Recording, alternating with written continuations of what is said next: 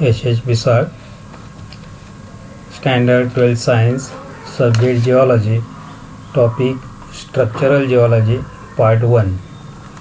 Structural Geology. Definition of Structural Geology. Structural geology is a branch of geology which deals with the study of deformation or architecture of the rocks that have been produced by the action of forces acting on and within the earth crust. When a set of horizontal layers or beds, layers means layer by layer deposition, horizontal layers, how it is formed, layer by layer deposition of sediments. These horizontal layers or beds of the rocks are subjected to the compressive forces. They bend either upward or downwards, giving rise to curved surface. Compressional forces developed due to the earth crustal movements have given rise to large folded mountains like Himalayas and Alps. Such deformation process, including folding, faulting and other deformation effects of the rocks, are studied under the title of structural geology.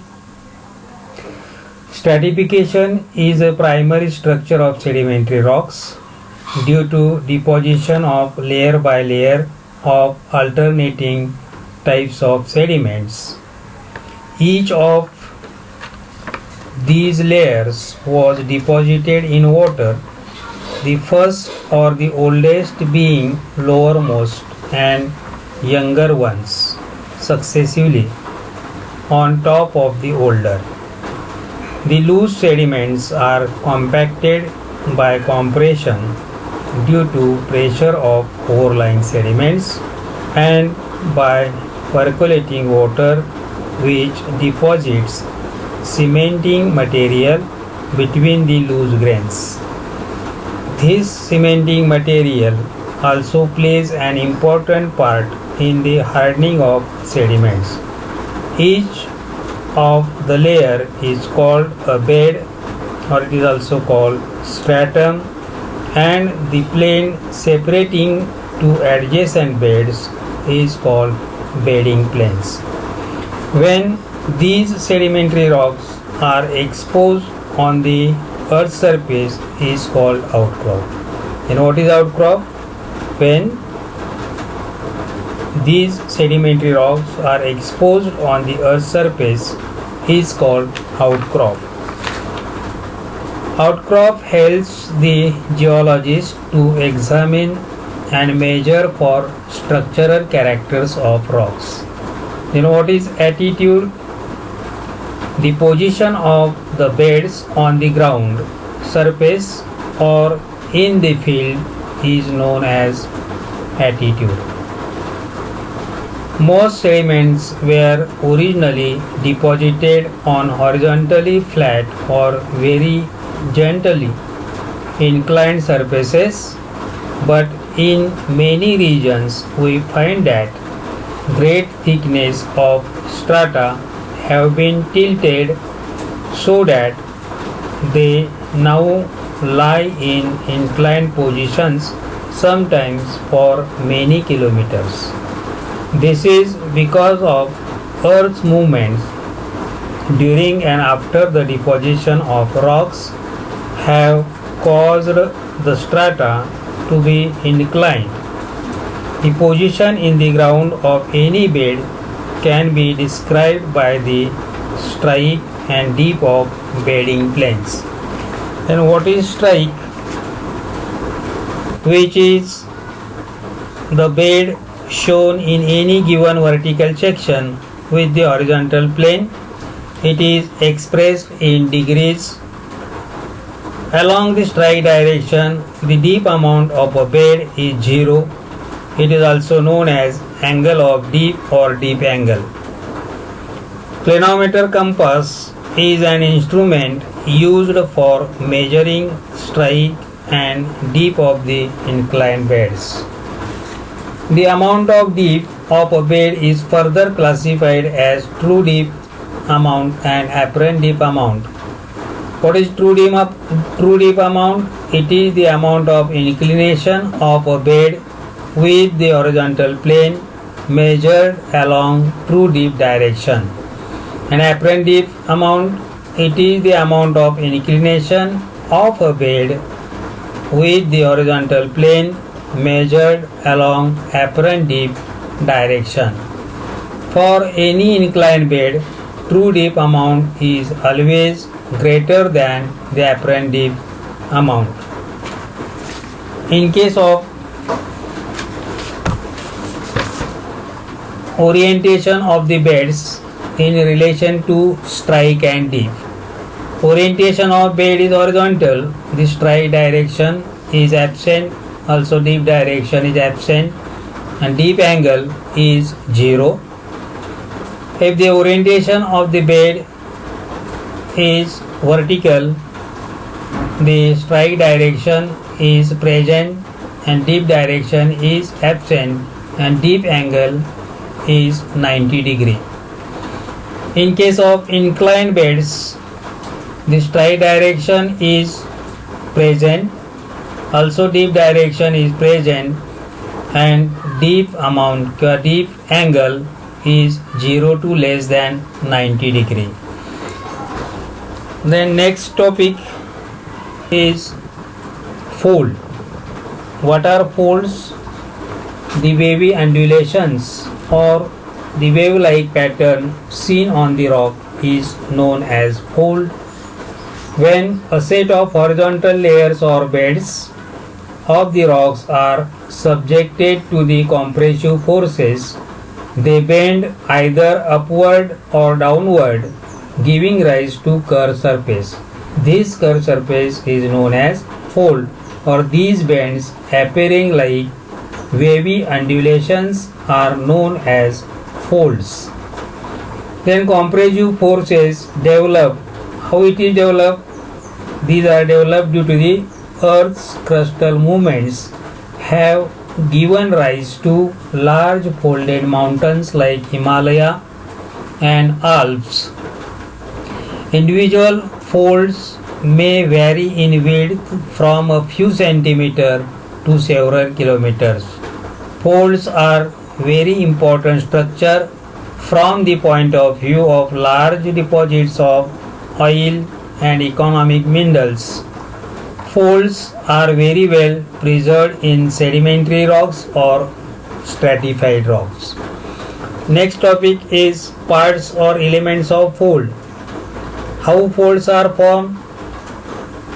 These folds are formed due to the compressive forces. Then what happens? Folded strata or undulations, wave-like undulations or upwards and downward parts are formed. This upward part is known as crest, and downward part of the fold it is known as trough. This is the axial plane, coaxial surface, and at the crest it is called axis.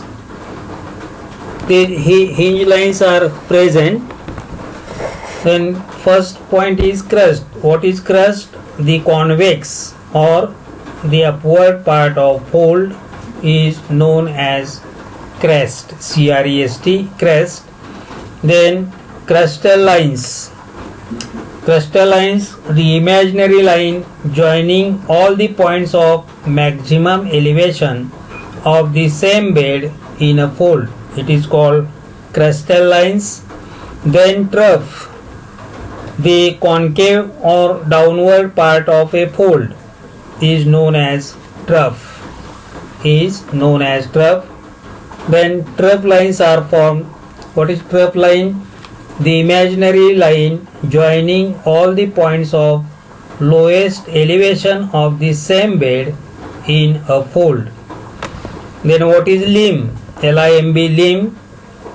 It is the side of a fold or part between the crust of fold and the trough of the adjacent fold. Or another definition, the sloping side of the fold is known as limb. Then at the center, crest or trough. The center of the crest, it is called axis or hinge. What is axis? It is an imaginary line along which the bedding plane has suffered maximum bending or curvature. It may be horizontal, it may be inclined, or it may be vertical. Then axial plane. It is an imaginary plane which divides the fold as symmetrically as possible. It may be horizontal, vertical, inclined, or even a curved planes. Then amplitude. What is amplitude? It is the height of the fold or distance between crest and trough of a fold is called amplitude. Then wavelength.